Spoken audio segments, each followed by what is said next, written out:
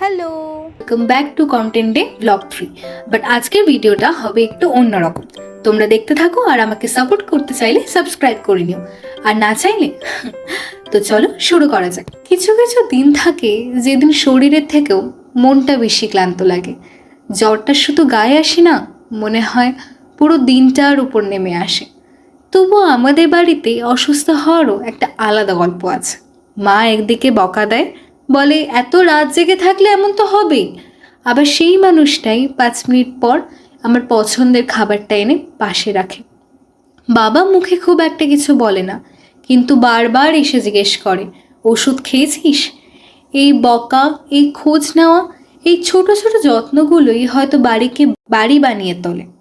বাড়িতে থাকলেই বোঝা যায় ভালোবাসা অনেক সময় চিন্তার মতোই শোনায়। শরীর খারাপ থাকলেও কাজগুলো তো থেমে থাকে না। কিছু স্ক্রিপ্ট লেখা, কিছু ভিডিও এডিট করা, আর কিছু হাসি জোর করেই আনতে হয়।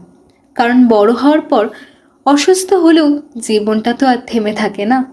তবুও দিনের শেষে মনে হয় বকা খাওয়ার মতো মানুষ থাকাটাও আসলে খুবই জরুরি। নিজের যত্ন নেওয়াটাও কখনো কখনো ভালো হয়ে ওঠার একটা অংশ। এলোমেলো চুলগুলোয় চিরুনির প্রতিটা টানে মনে হয় যেন দিনভর জমে থাকা ক্লান্তিটাও একটু একটু করে খুলে যাচ্ছে। তারপর আলতো করে চুলগুলো বেঁধে ফেলি, যেন নিজেকেই বলছি আজ আর কিছু না, আজ শুধু নিজের যত্ন নাও। কারণ কিছুদিন বিশ্রাম নেওয়াটাও নিজের ভালোবাসারই একটা ভাষা। ভিডিওটা তাহলে এখানেই শেষ করছি আজ।